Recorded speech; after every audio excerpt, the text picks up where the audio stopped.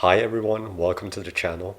This channel is dedicated to me learning about different things from around the world because I'm the type of person that has a thirst for knowledge and would like to learn about anything that I find interesting. For instance, about history, language, culture, geography, anything really that I find fascinating.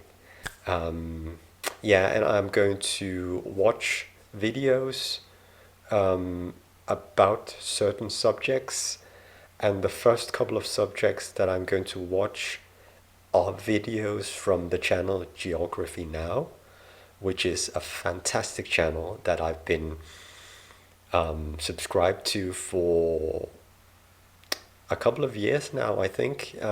They are always interesting, and the videos are always entertaining and fun to watch. And yeah, I'm going to watch some country videos from the channel, and the countries are countries that I would like to visit in the future. So that's the first couple of videos that I'm going to watch on this channel. So yeah, the first video I'm going to dive into is Geography Now, Canada, and I'm going to give you my honest first impression and my reaction and commentary and insights from my unique perspective. So yeah, let's just jump into the video. Let's go.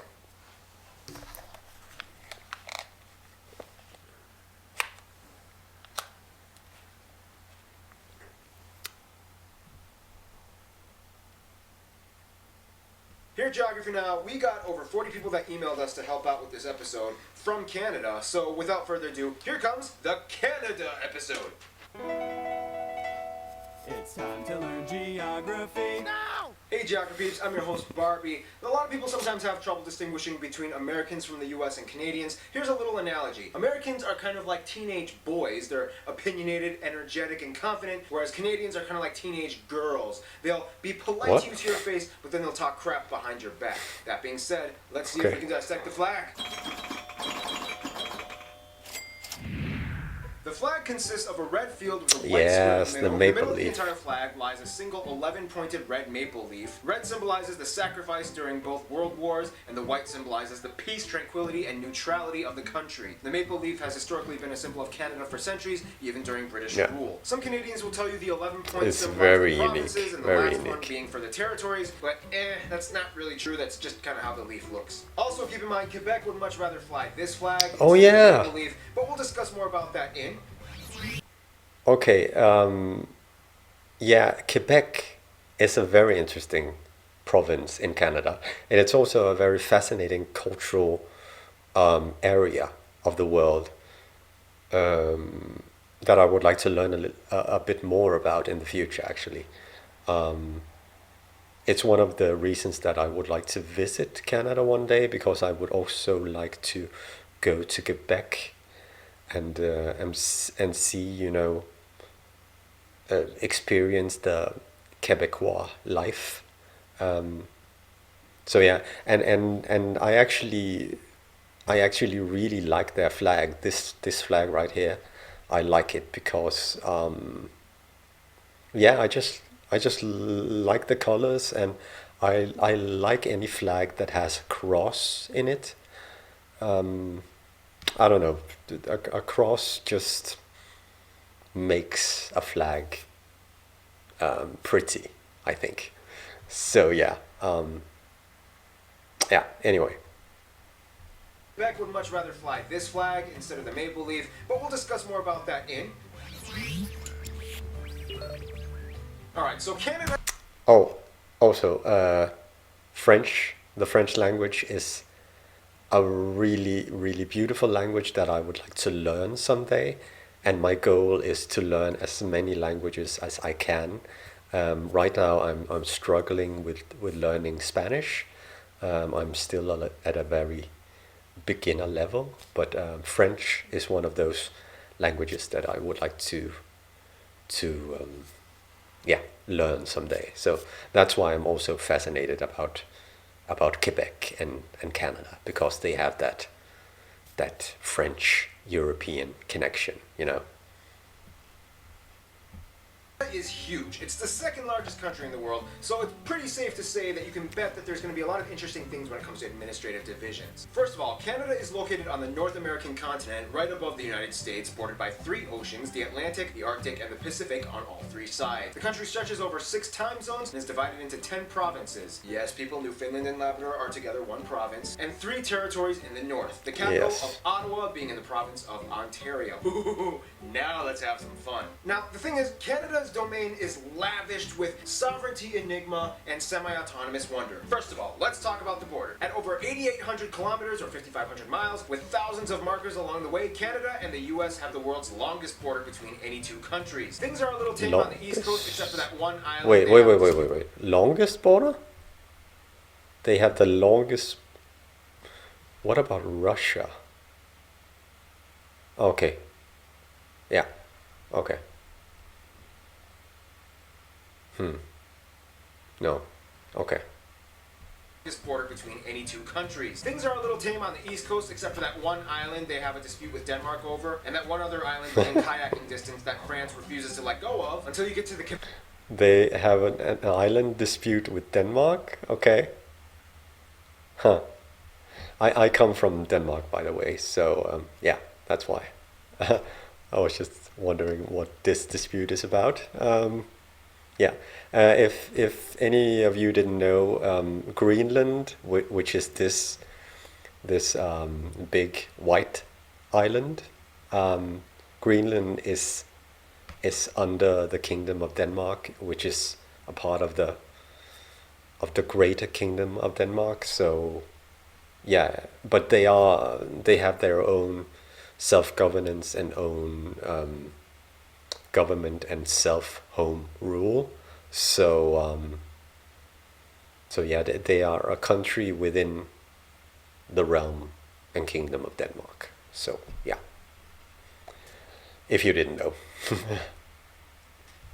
With Denmark over, and that one other island within kayaking distance that France refuses to let go of until you get to the Quebec I will wrestle you guys. Things get a little messed up when you reach Derby Line and Stansted. Since the town was built before modern-day borders were properly established, the town has a variety of houses, businesses, and buildings that lie directly on the border. Haskell Free Library even marks the border in its reading rooms and has an entrance for people on the US side and the Canada side. People of each country must enter on their side, and if they exit on the opposite country, they must stay on the sidewalk and report to the customs office. Failure to do so and stepping on the road can result in arrest.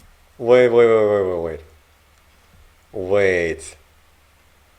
Could you imagine if you were just hanging out in there, drinking some coffee and reading a book, and then you just accidentally cross the border, but then you have to go out and stand on the pavement and wait for an official? Couldn't you just go in and cross the border again? I mean, if it was me, I would just think, okay, I made a mistake. I'm just going inside and crossing the border again. I mean, I would actually just laugh at myself because I didn't realize that there was a line in the floor. But for me, it wouldn't actually be a big deal. Why do you have to go out and wait for an official? Couldn't you just cross again?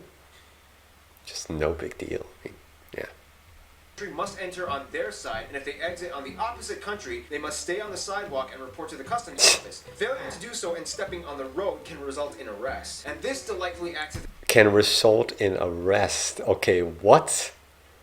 This seems like the smallest issue ever. I mean, imagine just someone in that library just wasn't paying attention. They don't need to be arrested for that. I mean, come on.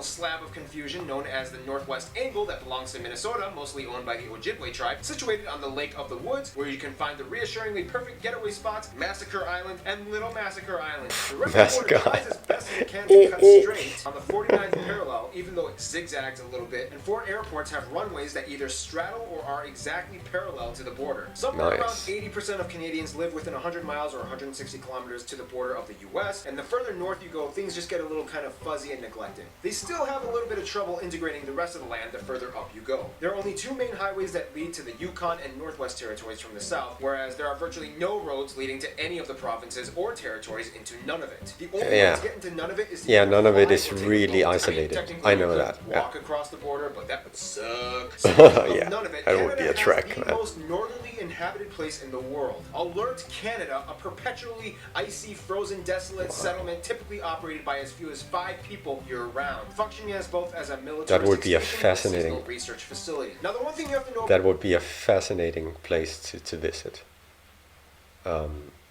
Yeah, actually, one of the places I would like to visit in Canada is one of the territories, because I'm not that touristy. I would like to avoid the touristy places, even though I would like to visit Toronto, because it's so I think it's the #1 most multicultural city in the world. So I would like to see that and experience that one day. But I would also like to visit Vancouver and Prince Edward Island. But if I could get one of the territories to visit one day also, that would be awesome, really awesome. About Canada's administrative divisions is that it all kind of constitutionally fits together until you get to Quebec. Although Quebec is still Quebec is the Canada, odd one out. In the past that they have a strong sense of Quebecois nationalism that many even take to this separatist extreme. Exactly. Nonetheless, many of Canada's divisions and functions are heavily influenced by the landscape, such we will discuss in physical geography. Is huge and often referred to as the Great White North. However, not all of Canada is a chilly Arctic tundra. First of all, Canada's physical features are built with a strange yet complementary mix of geological and meteorological. Yes, that's a word. Exactly. Meteorological facets. Looking at Canada, one of the most notable features that sticks out would have to probably be the Hudson Bay, the second largest bay in the world after the Bay of Bengal, and the largest bay that freezes over in winter. This bay provides a drainage basin that hydrates about half of the entire country and a little bit of the northwest of the US. The strange thing is that the Hudson Bay actually sits on a gravitational anomaly in which gravity here is actually a little bit lower than the rest of the planet's average. It has to do with some kind of sciencey reason about ground convection and ice melt rebound, yada yada yada. Hey guys, want to lose some weight? Try the new workout and diet trend, Hudson 90X. Our diet and workout plan includes... Okay. I don't think it works like that, but it must be some sort of,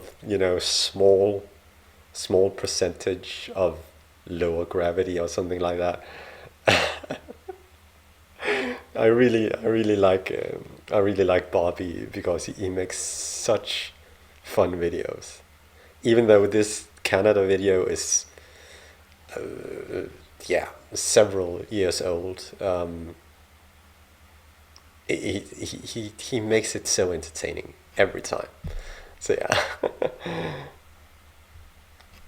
Going to the Hudson Bay! No, but seriously, almost nobody lives along the Hudson Bay. It's almost impossible to build roads with the rugged, splotchy rock landscape with too many ponds and lakes getting in the way for any straight highway to be built. Speaking of which, at around 2 to 3 million, it's actually speculated that around 60% of all the world's lakes and about 30% of all the world's fresh water can be found in Canada. Tap water can actually have better quality than bottled water in Canada. This has to do largely with the domineering, freckly crevice zone that takes up about half of the entire country, the Canadian Shield. The Canadian Shield is a wide plateau. Oh yeah, I've heard about that. Yeah. I have seen beautiful images of the Canadian Shield, and it is absolutely awesome. And yeah, unlike anything I've ever seen. It's really fascinating place. little soil and vegetation, but offers a glory field of mining. Canada has some of the world's richest deposits of metal ores like nickel, gold, silver, and copper. Oh, 2/3 okay, of all the cesium in the world comes from one mine in Manitoba, Burnick Lake. Fun little side note, Canada has the world's largest third-order lake island. That's an island in a lake on an island in a lake on an island. What? Come again? Okay, I need to watch that again. What? An island in a lake on an island in a... What? The world comes from one mine in Manitoba, Burnick Lake. Fun little side note, Canada has the world's largest third-order lake island. That's an island in a lake on an island in a lake on an island. Located on Victoria Island, this little squiggly 4-acre rock was discovered by map nerds who scrolled Google Maps just a couple of years ago. The island has no name and has most likely never had anyone step foot on it. I mean, they should... but I might need a corporate sponsor. They should name it. They should name it Puzzle Island, you know, because... An island on a lake, on an island, on a lake, on a... Puzzle Island. There you go. Top 10 largest impact craters on Earth. Sudbury Crater in Ontario and Manicouagan in Quebec with its almost perfectly circular imprint flooded and now a reservoir that you can see from space. Okay, there's a lot more in this section, so I'm just going to kind of rapid fire throughout all the rest of the facts. About 40% of the country is covered in forests and about 1/10 of the world's forests are in Canada. Over 60% of the world's polar bears live in Canada. The Bay of Fundy has the world's highest tidal range with the highest point being over 16 meters. Niagara Falls looks cool. Mount Thor has the world's highest vertical drop. Quebec alone supplies about 70% of the world's maple syrup and they actually have a maple syrup reserve with over 222,000 barrels of maple syrup. Prince Edward Island has a weird natural phenomenon. Wait. They have a... What? 70% maple syrup. Okay, so... But they have a maple syrup reserve? Wow. Okay. Then you know you're in Canada.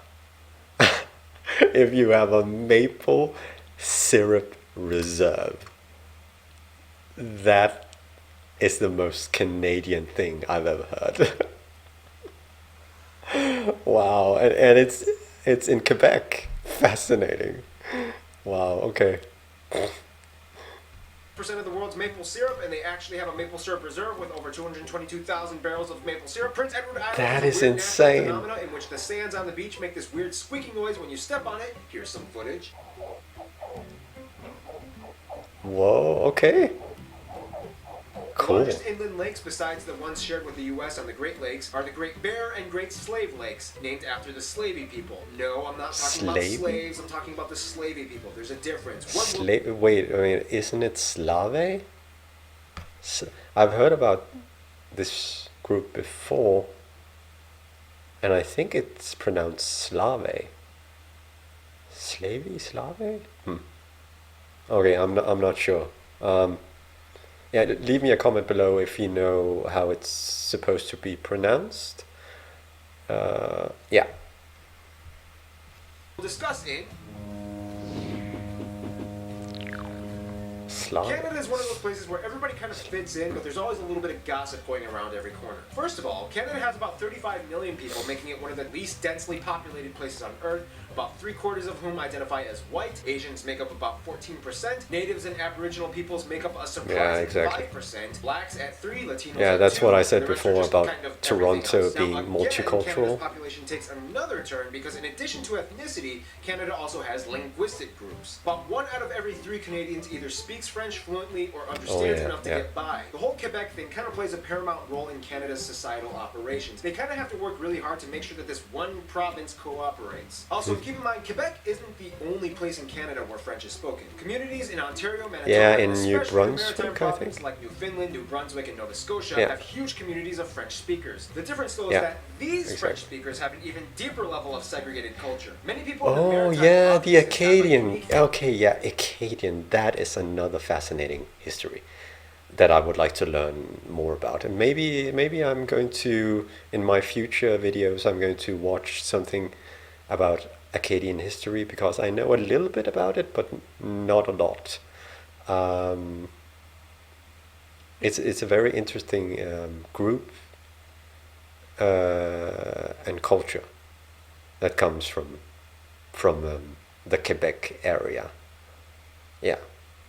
And as I said before, French is a language that I would like to to learn someday, in the near future. And I've heard that Quebecois, Quebec French, is very different from French from France. So maybe I'm also going to watch a video about that at some point. Another reason why I want to visit Canada someday. So yeah. Acadian French culture that differs from Quebec. Fun side note, the Cajun people of the US in Louisiana are generally descended from the Acadian people that were expelled and deported from these provinces by the British in the 1700s. Back then, the Louisiana Purchase didn't happen yet, so all of this area Oh, yeah. Louis, yeah. Exactly. Okay, so the Acadians came down and became the Cajuns? Is that what he meant? Yeah. Imagine if all of this Louisiana Purchase, imagine if that never took place, if that never happened, if France kept their colonial territory in North America, how different the continent would be today. And also if Spain had remained in North America, the thing that's so fascinating about North America today is that it is so monolinguistic. They only have one language in general, and that's English. And I think that's actually kind of, sad and boring, because they could have had so many different languages and cultural histories, if only the different colonial powers hadn't sold everything to the English. Imagine a North America today where they spoke, Dutch, French, Spanish, and a whole lot of other languages besides English. That would have been really fascinating. Yeah, let's continue. Still French. Yada yada yada, they came over and invented gumbo. So that's why Cajuns speak French, America, because I've never had Canada. gumbo. Nonetheless, about 1 out of every 5 Canadians was born outside of Canada, making Canada pretty diverse, especially by US entertainment quota standards. Alright, toss in a black guy, an Asian girl, why not throw in one of those Indian guys? Those people are trending these days, but make sure the lead is a handsome, attractive, rugged white guy. And this is where I want to make a geography. It sounds like a diverse cast from a generic US television show from one of those commercial television channels.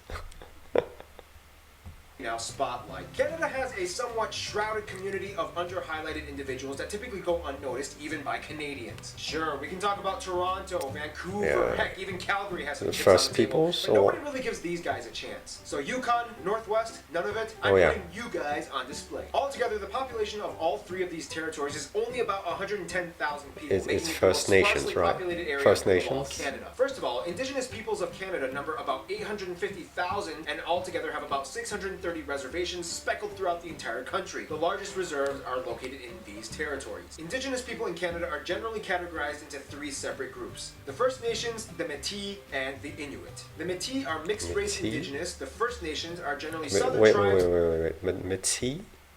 I've never heard this. First Nations. Indigenous people in Canada are generally categorized into 3 separate groups. The First Nations, the Métis, and the Inuit. The Métis are Métis, mixed race Indigenous. Okay, I've never heard this. I've never heard this phrase before. Fascinating. Mixed race. Okay. And then there was Indigenous. The First Nations are generally southern tribes that typically live in forested areas, and the Inuit are straight and then the Inuit. Okay, Inuit I know are, a group of Arctic people. I think they have a lot of things in common with people from Greenland, who are also Inuit people. So yeah, fascinating culture. Arctic folk. Here's how you can kind of distinguish the three territories. Yukon is predominantly white. The Northwestern Territories has a lot of First Nation tribes, like the Slavey people who can be found close to the Great Slave Lake, although many of them prefer to be called the Dene. Cool side note, the Navajo tribe in the US, to some extent, trace their heritage to these people. See how everything is connected, people? Finally, we reach Nunavut, which is almost exclusively Inuit. The Northwest Territories and Nunavut actually used to be part of the same territory, but then in 1999, Nunavut was like, I ain't having none of it, and became its own thing. No, but seriously, Inuit culture is one of the most underrated and culturally fascinating things you'll ever encounter. They speak Inuktitut, a cousin of the Greenlandic language. They can pretty much I've heard about Inuktitut. I've heard that phrase before. Okay, but I didn't know that it was understandable to Greenlandic. Okay. They speak Inuktitut, a cousin of the Greenlandic language. They can pretty much understand each other. Okay. They have their own written script that you can find on street signs and traffic posts. They have a long history of vibrant traditions, rituals, games, music, and even cuisine. If you ever come here, make sure you try some whale blubber and watch a throat game song, which looks like this. What a great What's that? Wait, what was that? What? I need to see that again. What? That was a crazy sound. Vibrant traditions, rituals, games, music, and even cuisine. If you ever come here, make sure you try some whale blubber and watch a throat game song, which looks like this. What a great way to make friends. Which takes us to... Canada is friends with everyone. The end. Nah, okay, let's elaborate just a little bit more. Okay, so Canada does kind of typically maintain a foreign policy that does encourage diplomacy outreach to pretty much every country that they can grab at. Heck, they even had good ties with Cuba after the US put an embargo on them. Nonetheless, Canada's relations kind of typically shadow those of the US. Allies with the same allies, and opponents with the same opponents. I mean, have you seen the movie Argo? First of all, Canada is not only part of the Commonwealth, I would like the Commonwealth realm. Yes, there's a difference. So in general, they pretty much get along with everything that was once part of the British Empire. Then you get the... And again, this is one of the reasons why I find Canada so interesting, is that it is this unique country in the world with a unique cultural history, because it is a North American country, but it has so many influences and ties to Europe / the Commonwealth, because it is still a Commonwealth country, under the British Crown. So that's what makes it so culturally and historically fascinating. And also with the French mixed in to the English, and English, French, European blend. That's Canada in a whole. So yeah, that's one of the reasons why I would like to visit Canada, because I find it so awesome. Francophone countries that also gel well with Canada as well. The funny thing is, although the US complains about the immigration procedures of Mexicans into the US, Canada is actually trying to coerce and entice Mexicans to come in. With its low birth rate and a need for a bigger workforce to assist the aging population, Canada has relaxed its immigration and visa policies in order to gain skilled workers, and specifically from the Central American regions. Flyers and advertisements are spread all over Mexico, encouraging them to... Okay. Fascinating... Fascinating policy. Is this still is the policy still the same today?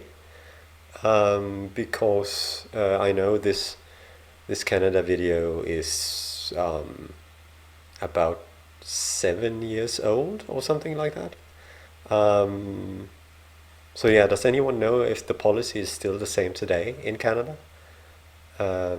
Let me know in the comment if you know. move in. Of course, when it comes to those closest to them, Wait a minute, Canada does have their Wait, I'm just going back a little bit here. Yeah. skilled workers, and specifically from the Central American regions. Flyers and advertisements are spread all over Mexico, encouraging them to move in. Of course, when it comes to those closest to them, Canada does have their top pick, the United States. Some say Canada is like the little brother of the U.S., some say it's like the best friend, but in all honesty, Canada and the U.S. are kind of like teenage high school sweethearts. Canadians and Americans have been there for each other since day one. The U.S. is the largest export and business partner of Canada and shares the closest diplomatic ties both nationalistically and militaristically. Yeah. The difference between Canadians and Americans, though, is that Americans gained their independence by force, whereas Canadians by diplomacy. American immigration policy is like a melting pot. Another thing that I like about Canada, whereas Canadian foreign policy is kind of like a mosaic. People are encouraged to be distinct culturally. In all honesty, though, they are kind of like a cute little teenage boyfriend-girlfriend couple. Sometimes they like to poke fun at each other, but at the end of the day, they're totally dating and they're totally making out with each other in the back of the movie theaters. In conclusion, Canada, you little sweet cheek you, I'll pick you up at 7. We're going out for some pancakes on that island, in a lake, on an island, on an island, a lake, on an island. Stay tuned, Cape Verde is coming up next. Wow, okay. Yeah. There were a few things that I knew. But yeah, it was good video. They always make good videos on this channel. So yeah, that was Geography Now Canada, and I think I shared my insights and comments throughout the video. So I pretty much said everything I needed to say. But I think the only thing I forgot to mention is I don't think I would like to try whale blubber. If I ever get to Canada, I don't think that is on the top of my list. Let me know down in the comments if you've ever been to Canada, or if you come from Canada, if whale blubber is something I should try, or if it's something you can recommend. But it doesn't sound very good. So yeah, anyway, that was Geography Now Canada, and that was my reaction. So yeah, I hope you enjoyed it. Bye.